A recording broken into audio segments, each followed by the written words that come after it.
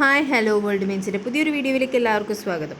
അപ്പം ആദ്യമായാണ് ഈ ചാനൽ കാണണമെങ്കിൽ സബ്സ്ക്രൈബ് ചെയ്യുക, പിന്നെ വീഡിയോസൊക്കെ ഇഷ്ടമായെങ്കിൽ ലൈക്ക് ചെയ്യുക, പിന്നെ നോട്ടിഫിക്കേഷൻസ് ഒക്കെ വരാൻ വേണ്ടി ആ ബെൽ ബട്ടൺ ഒന്ന് എനേബിൾ ചെയ്യാം.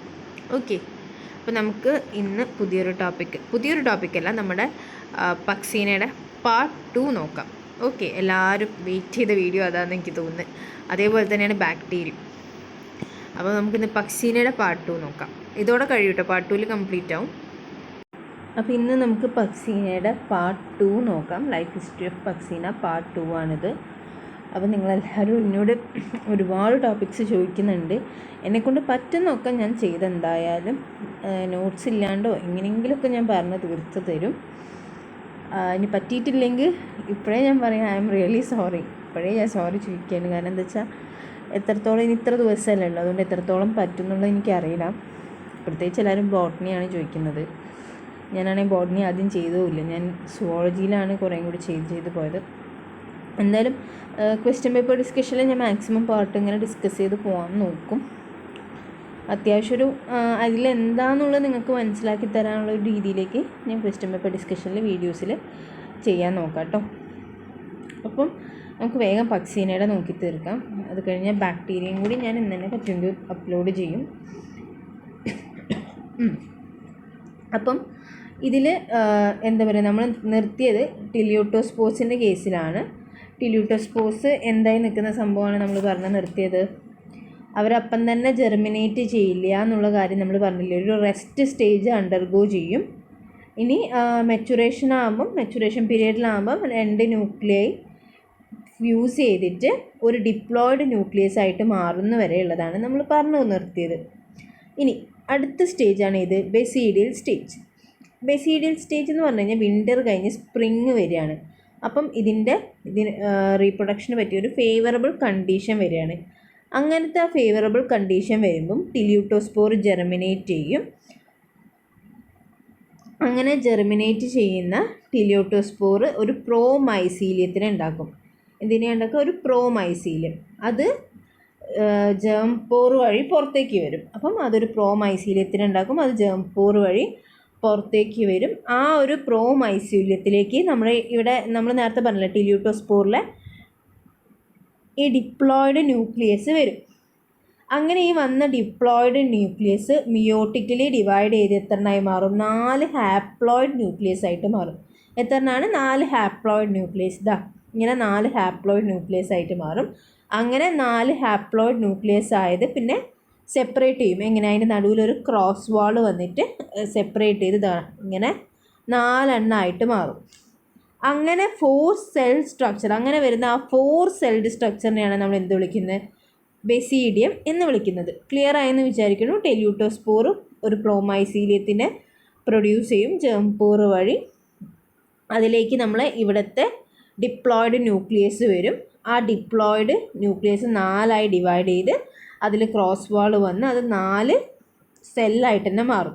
ആ 4 സെൽസിനെ നമ്മൾ വിളിക്കുന്ന പേരാണ് ബെസീഡിയം. ഇനി ഇതിലെ 4 സെൽസും പിന്നെ ഒരു കുഞ്ഞ് നാരോ ട്യൂബിനെ പ്രൊഡ്യൂസ് ചെയ്യും. അതിനെയാണ് നമ്മൾ എന്ത് വിളിക്കുന്നത്? സ്റ്റെറിഗ്മ എന്ന് വിളിക്കും. എന്താ വിളിക്കുക? സ്റ്റെറിഗ്മ. പിന്നെ ഓരോ സ്റ്റെറിഗ്മേൻ്റെ ഏറ്റവും എൻഡിലേക്കായിട്ടാണ് എന്ത് പ്രൊഡ്യൂസ് ചെയ്യുന്നത്? ബെസീഡിയോസ്പോർസ് പ്രൊഡ്യൂസ് ചെയ്യുന്നത്. ഈ ബെസീഡിയോസ്പോർ എന്ന് പറയുന്ന ഒരു സ്പോർ തന്നെയാണ്. അപ്പോൾ എങ്ങനെയാണ്? ആ 4 എണ്ണത്തിൽ നിന്ന് വന്ന ആ നാരോ ട്യൂബിൻ്റെ ഏറ്റവും അവസാനത്തേക്ക്, അതിൻ്റെ ഏറ്റവും എൻഡിലേക്കായിട്ട് നമുക്ക് എന്ത് പ്രൊഡ്യൂസ് ചെയ്യും? ബെസീഡിയോസ്പോർ പ്രൊഡ്യൂസ് ചെയ്യും. അങ്ങനെ ഉണ്ടായ 4 എണ്ണം ഉണ്ടാവുമല്ലോ, സ്റ്റെറിഗ്മേൻ്റെ അറ്റത്തായിട്ട് 4 ബെസീഡിയോസ്പോർസ് ഉണ്ടാവും. ഇതിൽ 2 എണ്ണം പോസിറ്റീവ് സ്ട്രെയിൻ ഉള്ളതും 2 എണ്ണം നെഗറ്റീവ് സ്ട്രെയിൻ ഉള്ളതും ആയിരിക്കും. അത് ഓർത്ത് വെക്കണം. 2 എണ്ണം പോസിറ്റീവ് സ്ട്രെയിൻ ഉള്ളതും 2 എണ്ണം നെഗറ്റീവ് സ്ട്രെയിൻ ഉള്ളതും ആയിരിക്കും. അത് കഴിഞ്ഞ് കഴിഞ്ഞാൽ ഈ ഒരു എക്സ്പ്ലോസീവ് മെക്കാനിസം ഉപയോഗിച്ചിട്ട് ഈ ബെസീഡിയോപോർ സ്റ്റെറിഗ്മയിൽ നിന്ന് സെപ്പറേറ്റ് ആവും. ഓക്കെ, ഇങ്ങനെയാണ് ഒരു എക്സ്പ്ലോസീവ് മെക്കാനിസം ഉപയോഗിച്ചിട്ട് ഇത് സ്റ്റെറിഗ്മയിൽ നിന്ന് എന്താ പറയുക സെപ്പറേറ്റ് ആയിട്ട് പിന്നെ അതിനെ വിൻഡ് ക്യാരി ചെയ്യും.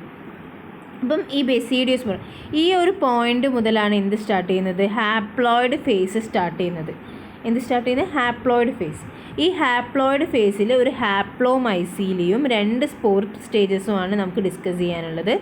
ഏതൊക്കെയാണ് ആ സ്പോർ സ്റ്റേജസ്? പൈസിനീഡിയൽ സ്റ്റേജും അതേപോലെ തന്നെ എസീഡിയൽ സ്റ്റേജും. ഇതാണ് പൈസിനീഡിയൽ സ്റ്റേജും എസീഡിയൽ സ്റ്റേജും. ഇനി ഇവർ ജെർമിനേറ്റ് ചെയ്യണം, ഈ ബെസീഡിയോസ്പോർ ഇനി ജെർമിനേറ്റ് ചെയ്യണമെങ്കിൽ വീറ്റമിൽ പറ്റൂല, കാരണം ഹാപ്ലോയിഡ് ആയില്ലേ. അതുകൊണ്ട് ഒരു ബാർബറി ലീഫ് തന്നെ കിട്ടണം. ഇനി ബാർബറി ലീഫിൽ കിട്ടിയെന്ന് വിചാരിച്ചോ, ബെസീഡിയോസ്പോർ ജെർമിനേറ്റ് ചെയ്യും, ഒരു ജേം ട്യൂബ് വഴി ജെർമിനേറ്റ് ചെയ്യും. എന്നിട്ട് ലീഫിൻ്റെ ഉള്ളിലേക്ക് അതിൻ്റെ എപ്പിഡെർമിസ് വഴി ലീഫിൻ്റെ ഉള്ളിൽ കയറും. പിന്നെ അതിൻ്റെ ഉള്ളിൽ കയറി കഴിഞ്ഞാൽ എങ്ങനെയാണ്, ആ ജേം ട്യൂബ് നല്ലോണം സ്പ്രെഡ് ചെയ്ത് അതിൻ്റെ ഇൻ്റർസെല്ലുലാർ സ്പേസിലൊക്കെ കവർ ചെയ്തിട്ട് അവിടെ ഒരു മോണോ കാരിയോട്ടിക് മൈസീലിയം ഉണ്ടാക്കും. ഈ മൈസീലിയം സെപ്റ്റേറ്റ് ആയിരിക്കും. അതിൻ്റെ സെൽസ് എങ്ങനെ യൂണി ന്യൂക്ലിയേറ്റഡും അതേപോലെ തന്നെ ഹാപ്ലോയിഡും ആയിരിക്കും. ഓക്കെ. പിന്നെ അതിന് ശേഷം എന്ത് ചെയ്യും, ഒരു ഹോസ്റ്റോറിയനെ പ്രൊഡ്യൂസ് ചെയ്യും. ആ ഹോസ്റ്റോറിയ ഉപയോഗിച്ചിട്ട് ഇതിൻ്റെ ഉള്ളിൽ നിന്ന് ഇത് എന്താ പറയുക, ന്യൂട്രിയൻസ് ഒക്കെ അബ്സോർബ് ചെയ്തെടുക്കും. ഓക്കെ. അങ്ങനെ എന്താ പറയുക, നമ്മൾ നേരത്തെ തന്നെ പറഞ്ഞു ബെസീഡിയോസ്പോറിൽ ഒരു പോസിറ്റീവ് സ്ട്രെയിനും അതേപോലത്തെ ഒരു നെഗറ്റീവ് സ്ട്രെയിനും ഉണ്ട്. അവർക്ക് രണ്ടാൾക്കും ഒരേ ലീഫിൽ തന്നെ കോഎക്സിസ്റ്റ് ഒരുമിച്ച് നിൽക്കാൻ പറ്റും കേട്ടോ. അതിനുശേഷം ഇവരെന്താ ചെയ്യുന്നത്, അവർ പൈസീഡിയൽ അപ്പർ സർഫസ് ലീഫിൻ്റെ അപ്പർ സർഫസിലായിട്ട് ഇവർ പൈസിഡിയൽ സ്റ്റേജും അതേപോലെ തന്നെ താഴത്തെ ലീഫിൻ്റെ ലോവർ സർഫസിൽ ഇവർ എസീഡിയൽ സ്റ്റേജും നടത്തും. ഓക്കെ, അതുവരെ ക്ലിയർ ആണെന്ന് വിചാരിക്കണേ. ഇതിൻ്റെ നടുവിലായിട്ട് വരുന്ന ഒരു സ്റ്റേജാണ് ടിലിയൂട്ടോസ്പോറിന് ശേഷം. കാരണം ടിലിയൂട്ടോസ്പോർ എങ്ങനെയാണ്, ഒരു റെസ്റ്റ് സ്റ്റേജാണ്. അവിടെ നിന്ന് ഫേവറബിൾ സീസൺ വരുമ്പം ഉണ്ടാവുന്ന നെക്സ്റ്റ് സ്റ്റേജാണ് ബെസീഡിയൽ സ്റ്റേജ്. ഞാൻ റിപ്പീറ്റ് ചെയ്ത് കൊളാക്കുന്നില്ല. ഓക്കെ ആണെന്ന് വിചാരിക്കണം. എൻ്റെ സംശയം കമൻറ്റ് ബോക്സിൽ കമൻറ്റ് ചെയ്താൽ മതി കേട്ടോ. അടുത്തത് പൈസിനീഡിയൽ സ്റ്റേജ് അല്ലെങ്കിൽ സ്പെർമാഗോണിയൽ സ്റ്റേജ്. പൈസിനീഡിയൽ അല്ലെങ്കിൽ സ്പെർമാഗോണിയൽ സ്റ്റേജ്. ഇതിൽ മോണോ കാരിയോട്ടിക്, നേരത്തെയൊക്കെ എന്തായിരുന്നു, ഡൈ കാരിയോട്ടിക് മൈസീലിയം ആയിരുന്നു. ഇവിടെ മോണോ കാരിയോട്ടിക് മൈസീലിയമാണ്, ഒരൊറ്റ ന്യൂക്ലിയസേ ഉണ്ടാവുള്ളൂ. അങ്ങനെ നേരത്തേലൊക്കെ നമ്മൾ നോക്കിയപ്പോൾ എന്തുണ്ട്, 2 ന്യൂക്ലിയസ് ഉണ്ടായിരുന്നു. അത് എവിടെ നിന്ന് മുതൽ ടിഡിയൽ സ്റ്റേജിൽ വെച്ചിട്ട് അത് ഫ്യൂസായിട്ട് ഒറ്റ ന്യൂക്ലിയസ് ആയി. പിന്നെ ഇവിടെയുള്ള ന്യൂക്ലിയസിന് ഒരു പ്രത്യേകതയും കൂടി ഉണ്ട്. അതെന്താണ്, ഹാപ്ലോയിഡ് ന്യൂക്ലിയസ് ആണ്. ബെസീഡിയലിൻ്റെ സ്റ്റേജ് മുതൽ അത് ഏത് ന്യൂക്ലിയസ് ആയി, ഹാപ്ലോയിഡ് ന്യൂക്ലിയസ് ആയിട്ട്. അതൊന്നും മറക്കരുതേ. മോണോ കാരിയോട്ടിക് എന്ന് പറഞ്ഞാൽ എന്താ അറിയില്ല, ഒരൊറ്റ ന്യൂക്ലിയസേ ഉണ്ടാവുള്ളൂ. ഹാപ്ലോയിഡ് എന്ന് പറഞ്ഞാൽ അതിൽ ഒരൊറ്റ സെറ്റ് ഓഫ് ക്രോമസോംസേ ഉണ്ടാവുള്ളൂ. ആ ഡിഫറൻസ് മാറിപ്പോരുത്. അങ്ങനെ മോണോ കാരിയോട്ടിക് ആയിട്ടുള്ള മൈസീലിയം എന്താ പറയുക, ഇതിൻ്റെ അപ്പർ സർഫസ് ഞാൻ പറഞ്ഞു, സ്പെർമാഗോണിയൽ സ്റ്റേജ് എവിടെയാണ് എഫക്റ്റ് ചെയ്യുക, ലീഫിൻ്റെ അപ്പർ സർഫസിലായിട്ടാണ് എഫക്റ്റ് ചെയ്യുക. അത് ഇതിൻ്റെ അപ്പർ സർഫസിൽ ഒരു ഡെൻസ് മാറ്റ്, ഒരു കുഞ്ഞ് മാറ്റ് പോലെ അതിങ്ങനെ പടർന്ന് പിടിക്കും. അപ്പോൾ ഇതൊരു ലീഫിൻ്റെ സ്ട്രക്ചറാണ് കാണിച്ചിരിക്കുന്നത്. ഇതിൻ്റെ അപ്പർ സർഫസിൽ പൈസീഡിയൽ അറ്റാക്കും അതേപോലെ തന്നെ താഴെ എസീഡിയോ സ്പോസിൻ്റെ അറ്റാക്കുമാണുള്ളത്. അപ്പം ഈ അപ്പർ സർഫസിൽ ഈ മോണോ കാരിയോട്ടിക് മൈസീലിയം ഒരു മാറ്റ് പോലെ ഡെവലപ്പായിട്ട് വരും. അതിന്ന് കുറേ ഹൈപ്പ് വളർന്ന് അവിടെ ഒരു പൈസീഡിയം ഓർഗനൈസ് ചെയ്യും. ഈ പൈസീഡിയത്തിനും ഇതേപോലെ തന്നെ പ്ലസ് സ്ട്രെയിനും മൈനസ് സ്ട്രെയിനും ഒക്കെ ഉണ്ട് കേട്ടോ. കാരണം അതുണ്ടായത് എവിടെ നിന്നാണ്, ബെസീഡിയോസ്പോസ് എന്ന് ഉണ്ടായതുകൊണ്ട് അതിന് ഒരു പ്ലസ് സ്റ്റേജും മൈനസ് സ്റ്റേജും പ്ലസ് സ്ട്രെയിനും മൈനസ് സ്ട്രെയിനും ഒക്കെ ഉണ്ട്. ഇനി പൈസീഡിയത്തിൻ്റെ സ്ട്രക്ചർ നോക്കാം. ഈ പൈസീഡിയം ഒരു ഫ്ലാസ്ക് ഷേപ്ഡാണ്. ഇതിൻ്റെ ഷേപ്പ് നോക്കിയാറിയാലോ, ഒരു ഫ്ലാസ്ക് ഷേപ്ഡാണ്. അത് പുറത്തേക്ക് തുറക്കുന്നത്, ഇതാണ് ഒരു പൈസീഡിയത്തിൻ്റെ സ്ട്രക്ചർ. ഇതൊരു ഫ്ലാസ്ക് ഷേപ്ഡാണ്. ഇത് പുറത്തേക്ക് തുറക്കുന്നത് ഒരു ഓസ്റ്റിയോൾ വഴിയാണ്. ആ ഓസ്റ്റിയോളിനെ ഗാർഡ് ചെയ്യാൻ വേണ്ടിയിട്ട് സ്റ്റെറൈലായിട്ടുള്ളൊരു പെരിഹൈഫസസ് ഉണ്ട്. ഇതാണ് ആ പെരിഹൈഫസസ്. അതിൻ്റെ ആ ഒരു എന്താ പറയുക, ഗാർഡ് ചെയ്യാൻ വേണ്ടി അത് സ്റ്റെറൈലാണ്. അതാലോചിക്കണം, അത് സ്റ്റെറൈലാണ്. പിന്നെ ഇതിന്ന് 2 കൈൻഡ് ഓഫ് ഹൈപ്പേ കാണാം. പൈസീഡിയത്തിൽ നിന്ന് 2 കൈൻഡ് ഓഫ് ഹൈപ്പേ കാണാം. They are long delicate receptive hyphae which protrude beyond the ostiole. ഒന്നെന്ന് പറഞ്ഞു കഴിഞ്ഞാൽ നല്ല ലോങ് ആയിട്ടുള്ള ഡെലിക്കേറ്റ് ആയിട്ടുള്ള ഹൈപ്പേ ആണ്, റിസെപ്റ്റീവ് ആണ്. അതാണ് ഇത് കാണിച്ചിരിക്കുന്നത്. ഇതാണ് ആ ലോങ് റിസെപ്റ്റീവ് ഹൈപ്പേ. അത് ഓസ്റ്റിയോളിൻ്റെ മേലേക്ക് പോവും. പിന്നെ രണ്ടാമത്തത് short hyphae, arranged in the palisade like layer lining in the cavity. പിന്നെ രണ്ടാമത്തെ എന്താണ്, ഒരു ഷോർട്ട് ഹൈപ്പേ ആണ്. അതിൻ്റെ പേരെന്താണ്, സ്പെർമാറ്റിയൽ ഹൈപ്പേ. അതെവിടെയാണ് അറേഞ്ച് ചെയ്തിരിക്കുന്നത്, ഈ ഒരു ക്യാവിറ്റീൻ്റെ ഉള്ളിലായിട്ടാണ് അറേഞ്ച് ചെയ്തിരിക്കുന്നത് ആ ഒരു സംഭവം. ഇത് ഈ ഒരു ഷോർട്ട് ഹൈപ്പേ. ഓക്കെ, സ്പെർമാറ്റിയൽ ഹൈപ്പയിലാണ് എന്തിനെ കാണാൻ പറ്റുന്നത്? സ്പെർമാറ്റിയനെയോ അല്ലെങ്കിൽ പൈസിഡിയോ സ്പോസിനോ. അവിടെയായിട്ടാണ് നമുക്ക് എന്തിനെ കാണാൻ പറ്റുന്നത്? പൈസിഡിയോ സ്പോസിനെ കാണാൻ പറ്റുന്നത്. ഓക്കെ, സ്പെർമാറ്റിയം എന്ന് പറയുന്നത് അല്ലെങ്കിൽ പൈസിഡിയോസ്പോസ് എന്ന് പറയുന്നത് ഒരു കുഞ്ഞി നോൺ മോട്ടൈൽ ആയിട്ടുള്ള ഓവൽ സെൽസ് ആണ്. എന്താ പറയുക, കുഞ്ഞതായിരിക്കും കേട്ടോ. പിന്നെ അതിൻ്റെ വാൾ എങ്ങനെയാണ്? തിൻ വാളാണ്, ഭയങ്കര തിൻ വാളുണ്ടാവും. പക്ഷേ ന്യൂക്ലിയസിനെക്കാട്ടും കുറച്ചും കൂടി വലിപ്പം ഉണ്ടാവും കേട്ടോ. ഇതേപോലെ തന്നെ പൈസീഡിയത്തിലും എന്തുണ്ട്? ഒരു പോസിറ്റീവ് നെഗറ്റീവ് എന്താ പറയുക സ്ട്രെയിൻസ് ഉണ്ട് കേട്ടോ. ഇതൊക്കെ ജസ്റ്റ് ഇങ്ങനെ പറഞ്ഞു പോകാന്നേ ഉള്ളൂ. അപ്പോൾ എന്താണ് ഇതിൻ്റെ സ്റ്റേജ് എങ്ങനെയാണ് തുടങ്ങുന്നത്? ഒരു മോണോകാരിയോട്ടിക് മൈസീലിയം എന്താ പറയുക ലീഫിൻ്റെ അപ്പർ സർഫസിലെ മീൻസ് അപ്പർ എപ്പിഡെർമിസിന് താഴെയായിട്ട് ഒരു ഡെൻസ് മാറ്റ് ഉണ്ടാക്കും. ആ മാറ്റിൽ നിന്ന് ഒരു ഗ്രൂപ്പ് ഓഫ് ഹൈപ്പ വരും. അത് ഓർഗനൈസ് ചെയ്തിട്ട് പൈസിനീഡിയമായി മാറും. ആ പൈസിനീഡിയത്തിനും എന്തുണ്ട്? ഒരു പോസിറ്റീവ് നെഗറ്റീവ് സ്ട്രെയിൻ ഉണ്ട്. പിന്നെ പൈസിനീഡിയത്തിൻ്റെ ഷേപ്പ് ഒരു ഫ്ലാസ്ക് ഷേപ്പ്ഡാണ്. അത് പുറത്തേക്ക് തുറക്കുന്നത് ഒരു ഓസ്റ്റിയോൾ വഴിയാണ്. ഓസ്റ്റിയോളിനെ ഗാർഡ് ചെയ്തിട്ട് 2 സ്റ്റെറൈൽ ഹൈപ്പയുണ്ട്. അതിന് പെരിഹൈസസ് ഫൈസസ് PERIPHYSES എന്നാണ്. പിന്നെ എന്താ പറയുന്നത്? ഇതിന്ന് 2 കൈൻഡ് ഓഫ് ഹൈപ്പയുണ്ട്. പൈസീഡിയത്തിൽ നിന്ന് 2 കൈൻഡ് ഓഫ് ഹൈപ്പേസ് ഉണ്ട്. ആദ്യത്തെ റിസെപ്റ്റീവ് ഹൈപ്പയും രണ്ടാമത്തെ സ്പെർമാറ്റിയൽ ഹൈപ്പയും. അതെന്താണെന്നൊക്കെ ഞാൻ നേരത്തെ പറഞ്ഞേ. സ്പെർമാറ്റിയൽ ഹൈപ്പേൻ്റെ ഏറ്റവും അറ്റത്തായിട്ടാണ് നമുക്ക് എന്തിനെ കാണാൻ പറ്റുന്നത്? സ്പെർമാറ്റിയ അല്ലെങ്കിൽ പൈസിനിയോസ്പോസിനെ കാണാൻ പറ്റുന്നത്. ഈ സ്പെർമാറ്റിയം അല്ലെങ്കിൽ പൈസിനോസ്പോർസ് വളരെ കുഞ്ഞതാണ്, നോൺ മോൾട്ടൈൽ ആയിട്ടുള്ള ഒരു ഓവൽ സെൽസ് ആണ്. അതിൻ്റെ വാള് ഭയങ്കര തിന്നാണ്. പിന്നെ ന്യൂക്ലിയസിനെക്കാട്ടും കമ്പയർ ചെയ്യുമ്പോൾ കുറച്ചും കൂടി വലിയ സൈസാണ്. പിന്നെ പൈസിഡിയത്തിൽ എന്തുണ്ട്? ഒരു പോസിറ്റീവ്, നേരത്തെ പറഞ്ഞ പോലെ തന്നെ ഒരു പോസിറ്റീവ് നെഗറ്റീവ് സ്ട്രെയിൻ ഉണ്ടാവും. ഇവരുടെ ട്രാൻസ്ഫർ നടക്കുന്നത് ഒരു പൈസീഡിയത്തിൽ നിന്ന് മറ്റൊരു പൈസീഡിയത്തിലേക്ക് ഇവരെ ട്രാൻസ്ഫർ നടക്കുന്നത് എങ്ങനെയാണ്? ഇൻസെക്ട്സ്, ഇപ്പം എക്സാമ്പിൾ പറയുകയാണെങ്കിൽ ഫ്ലൈസ് ഒക്കെയാണ് ഇതിൻ്റെ ട്രാൻസ്ഫറിന് വേണ്ടി സഹായിക്കുന്നത്. ഇതിൻ്റെ ട്രാൻസ്ഫർ ശ്രദ്ധിക്കണേ. ഇപ്പം ഈ ഒരു insect during their visit they transfer spermatia of 1 strain, ഏതെങ്കിലും ഒരു സ്ട്രെയിൻ്റെ. ഇപ്പം ഇതിൻ്റെ അടുത്തുള്ളത് പോസിറ്റീവ് സ്ട്രെയിനാണെന്ന് വിചാരിച്ചോ. പോസിറ്റീവ് സ്ട്രെയിൻ സ്പെർമാറ്റിയം ആണ് ഉള്ളതെങ്കിൽ ഇത് എവിടെ കൊണ്ടുപോയിട്ട് അതിനെ ഇടുക? To the pycnidial cup containing receptive hyphae of opposite strain. അപ്പോൾ ഇവിടുത്തെ ഫ്യൂഷൻ എന്ന് പറഞ്ഞു കഴിഞ്ഞാൽ ഞാൻ ലൈഫ് സൈക്കിൾ പറയുമ്പോൾ കറക്റ്റായിട്ട് ഒന്നും കൂടി പറഞ്ഞുതരാം. ഇവിടെ നിന്ന് ഇപ്പോൾ സ്പെർമാറ്റിയം പോസിറ്റീവ് ആണെങ്കിൽ അത് നേരെ ചെന്ന് വീട് എവിടെയാണ്? നെഗറ്റീവ് സ്ട്രെയിനുള്ളൊരു റിസെപ്റ്റീവ് ഹൈപ്പേമിലാവണം. കാരണം എന്നാലേ ആ ഒരു ഓപ്പോസിറ്റ് ആയിട്ടുള്ള സ്ട്രെയിൻ ഉള്ളതിലാവണം അത് ചെന്ന് വീഴുന്നത്. അതിനാണ് അങ്ങനെ ഒരു പോസിറ്റീവ് നെഗറ്റീവ് ഇത് വരുത്തിയത്. കുറച്ചുകൂടി നന്നായിട്ട് ഞാൻ അതിൻ്റെ ലൈഫ് സൈക്കിൾ വെച്ച് പറഞ്ഞത്, അപ്പോഴത്തേക്ക് ക്ലിയർ ആവുമെന്ന് വിചാരിക്കണം. അങ്ങനെ ഓപ്പോസിറ്റ് സ്ട്രെയിൻ ഉള്ളതിൽ എത്തിക്കഴിയുമ്പം അവിടെ ഒരു ബൈ ന്യൂക്ലിയേറ്റ് സെല്ല് ഫോം ചെയ്യും. ഓക്കെ, അതെങ്ങനെയാണ്? ഈ ഒരു സ്പെർമാറ്റിയത്തിൻ്റെയും റെസിപ്റ്റീവ് ഹൈപ്പേൻ്റെയും നടുവിലുള്ള വാൾ ഉണ്ടല്ലോ, അതൊക്കെ ഡിസോൾവ് ചെയ്തിട്ട് ഒരു ബൈ ന്യൂക്ലിയേറ്റഡ് മീൻസ് 2 ന്യൂക്ലിയസ് ഉള്ള സ്ട്രെയിൻ മീൻസ് 2 ന്യൂക്ലിയസ് ഉള്ള ഒരു സെല്ല് ഫോം ചെയ്യും. അതിൽ ഒരു ന്യൂക്ലിയയ്ക്ക് പ്ലസ് സ്ട്രെയിനും മറ്റേതിന് എന്തായിരിക്കും? മൈനസ് സ്ട്രെയിനും ആണ് ഉണ്ടാവുക. കാരണം അങ്ങനെയല്ലേ ഫ്യൂസ് ചെയ്തത്.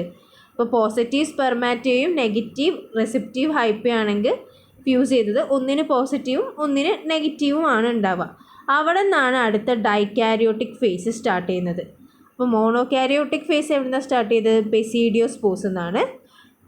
മറ്റേ സ്പെർമാറ്റോഗോണിയലിൻ്റെ ഏറ്റവും അവസാനം അല്ലെങ്കിൽ പൈസിഡിയോസ്പോർസിൻ്റെ ഏറ്റവും അവസാനം എത്തുമ്പോഴേക്ക് എന്തായി?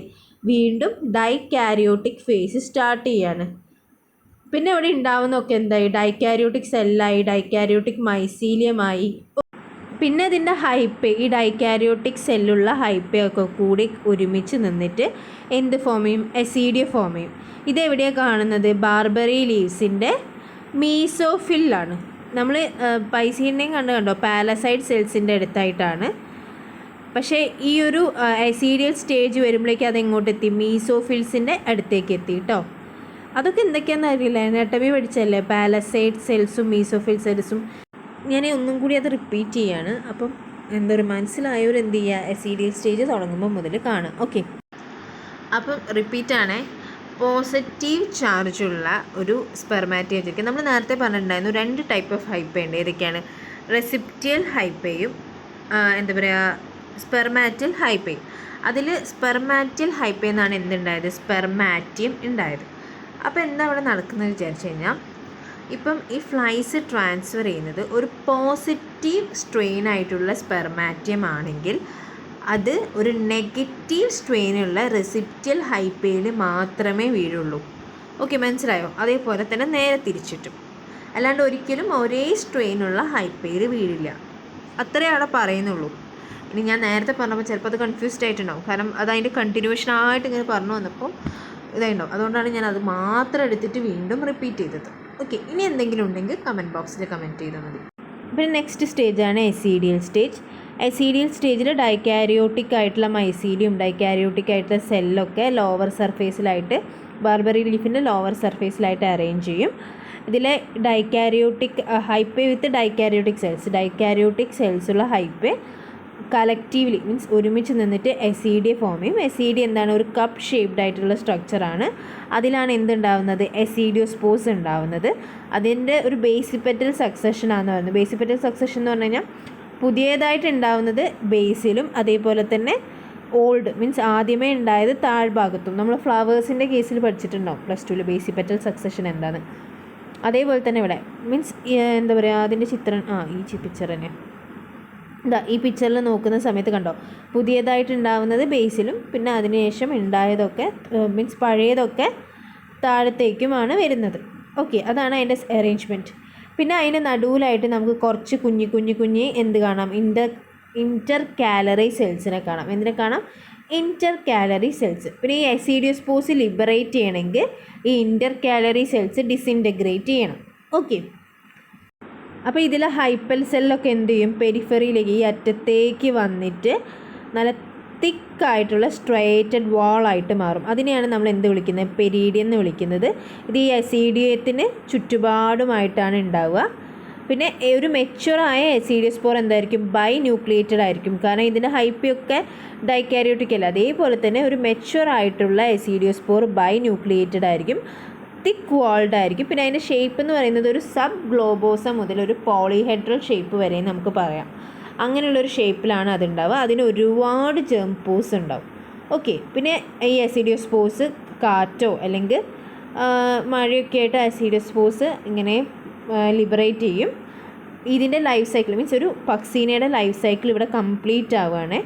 ഇനി പുതിയൊരു വീറ്റ് പ്ലാന്റ് കിട്ടിക്കഴിഞ്ഞാൽ ഈ എസീഡിയോസ്പോർ വീണ്ടും അതിനെ അറ്റാക്ക് ചെയ്ത് ഈ ലൈഫ് സൈക്കിൾ റിപ്പീറ്റ് ചെയ്യും.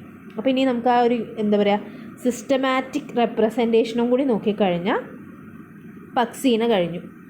അപ്പോൾ ഇതാണ് നമ്മുടെ സിസ്റ്റമാറ്റിക് റെപ്രസെൻറ്റേഷൻ. അപ്പോൾ തുടങ്ങിയല്ലേ. അപ്പോൾ നമുക്ക് എവിടെ നിന്ന് തുടങ്ങണം, എസീഡിയൽ കപ്പിൽ നിന്ന് തുടങ്ങാം. എസീഡിയൽ കപ്പിൽ നിന്ന് എന്തുണ്ടാവുകയാണ്, എസീഡിയോസ്പോർസ് ഉണ്ടാവുകയാണ്.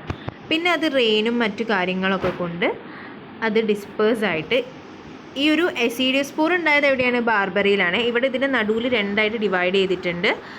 ഈ സൈഡിൽ ബാർബറിയും ഈ സൈഡിൽ വീറ്റുമാണ്. ഓക്കെ, അതാദ്യം ആലോചിച്ച് വയ്ക്കുക. എസീഡിയോസ്പോർ എവിടെ ഉണ്ടായത്, നമ്മളിതൊക്കെ പറഞ്ഞു കഴിഞ്ഞ കാര്യമാണ്, അതിൻ്റെ റിപ്പീറ്റ് പറയണേ. എസീഡിയോസ്പോർ ഉണ്ടായത് ബാർബറിയിലാണ്. ആ എസീഡിയോസ്പോർ റെയിനും മറ്റു കാര്യങ്ങളും കൊണ്ടിട്ട് എവിടെ എത്തുകയാണ്. ഈ പാർട്ട് മാത്രം ഞാൻ ഒന്ന് സൂം ചെയ്യുന്നുണ്ട്, എന്നാലേ എൻ്റെ പോയിൻ്റർ വരുള്ളൂ. അപ്പം ഇവിടുന്ന് അതൊരു ജെർമിനേറ്റ് ചെയ്ത് ഒരു വീറ്റ് പ്ലാന്റിനെ ഇവിടെ നിന്ന് അത് വിൻഡും റെയിനൊക്കെ എന്താ പറയുക ട്രാൻസ്ഫർ ചെയ്ത് അതൊരു വീറ്റ് പ്ലാന്റുമിൽ വീണ് ഇവിടെ നിന്ന് അങ്ങോട്ട് സൈക്കിൾ വീറ്റുമിൽ സ്റ്റാർട്ട് ചെയ്യുക. വീറ്റുമിൽ ജെർമിനേറ്റ് ചെയ്ത് ആദ്യം ഒരു എന്താ പറയുക പ്രൈമറി ഹോസ്റ്റായി വീറ്റുമിൽ ജെർമിനേറ്റ് ചെയ്ത് ഒരു മൈസീലിയത്തിന് ഉണ്ടാക്കി. അതെങ്ങനത്തെ മൈസീലിയമായിരുന്നു, ഡൈക്കാരിയോട്ടിക് മൈസീലിയമായിരുന്നു.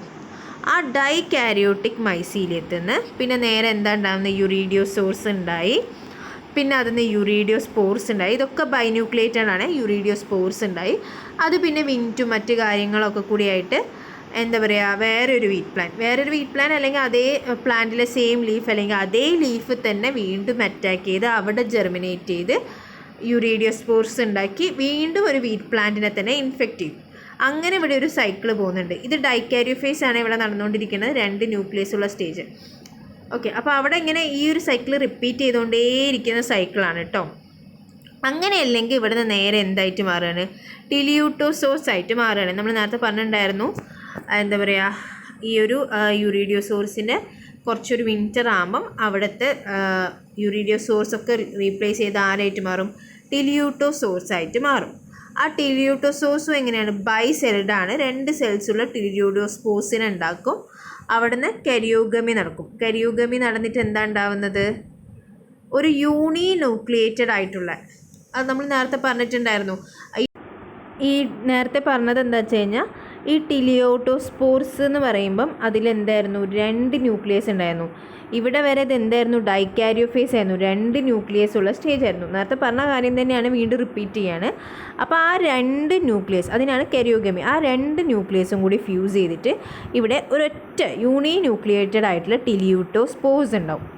അപ്പം ആ ഒരു ടിലിയൂട്ടോസ്പോർസ്, അപ്പം അത് എന്താണ്? ഡിപ്ലോഫേസ് ആണ്. എന്താണ്? ഡിപ്ലോഫേസ് ആണ്. കാരണം 2 കൂടി ഫ്യൂസ് ചെയ്തില്ല, അതുകൊണ്ട് അവിടെ ഡിപ്ലോഫേസ് വന്നു.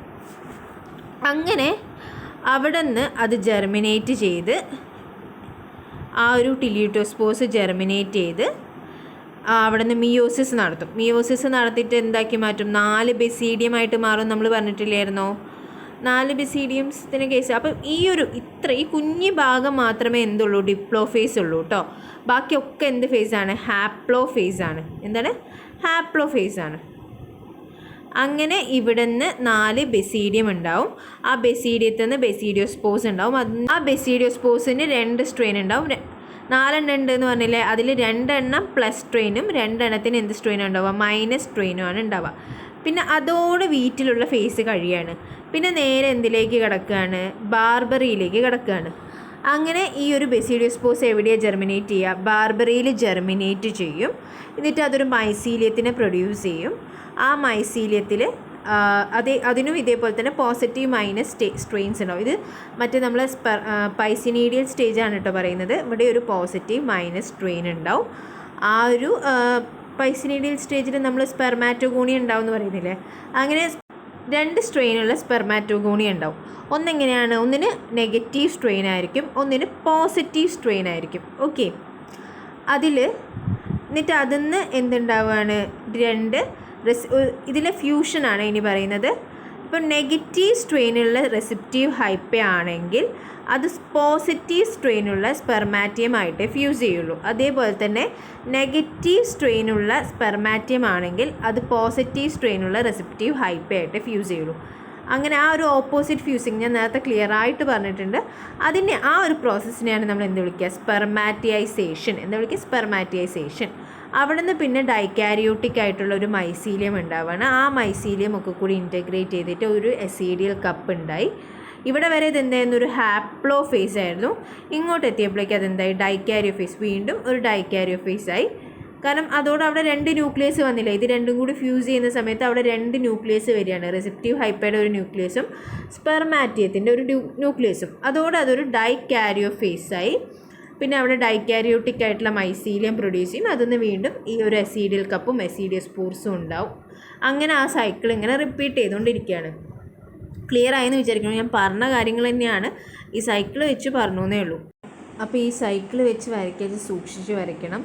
ഡൈക്കാരിയോ ഫേസ് എന്ന് പറഞ്ഞു കഴിഞ്ഞാൽ അവിടെ 2 ന്യൂക്ലിയസ് ഉണ്ട് എന്നാണ്. ഹാപ്ലോ ഫേസ് എന്ന് പറഞ്ഞു കഴിഞ്ഞാൽ ഇവിടെ മോണോകാരിയോ ഫേസിനെ പറ്റി പറയുന്നില്ല. അത് ഇവിടെ മാത്രമേ പറയുന്നുള്ളൂ.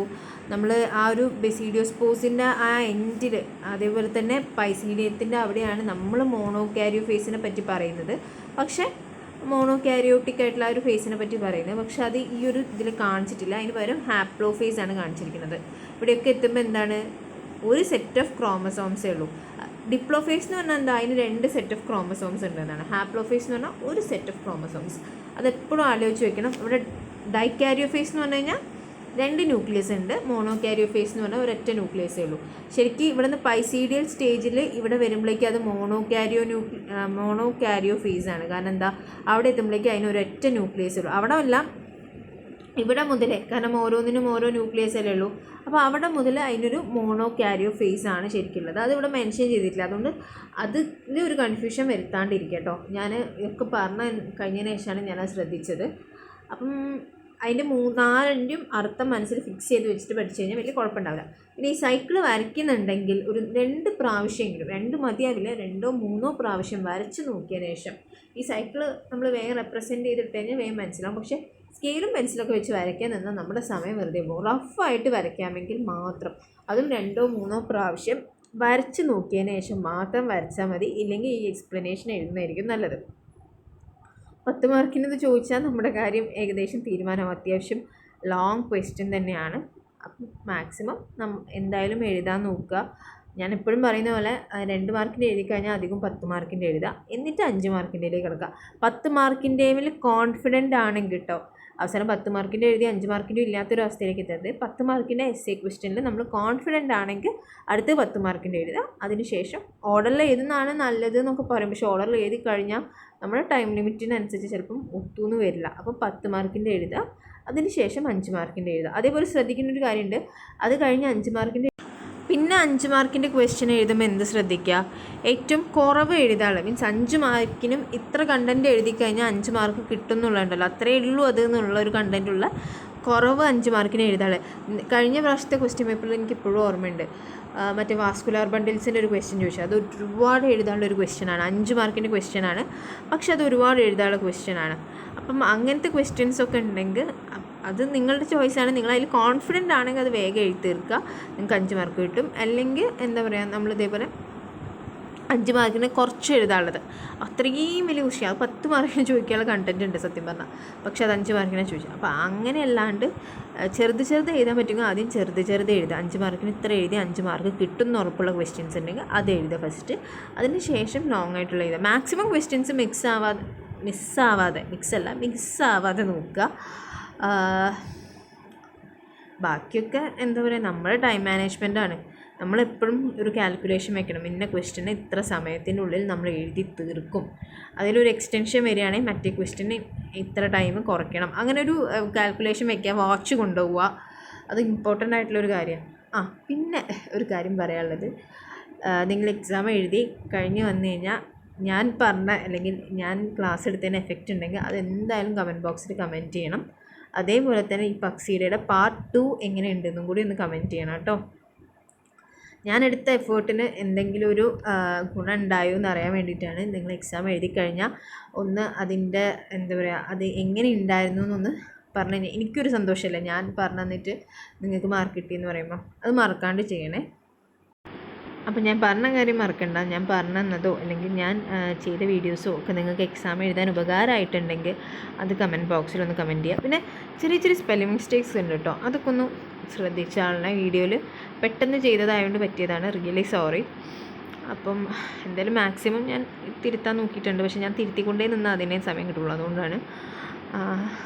അപ്പോൾ പറഞ്ഞൊന്നും മറക്കണ്ട. അടുത്ത വീഡിയോയിൽ കാണുന്നവരെ എല്ലാവർക്കും ബൈ. അതേപോലെ തന്നെ ഒരാഴ്ചയുള്ളൂ നല്ലോണം പഠിക്കാം.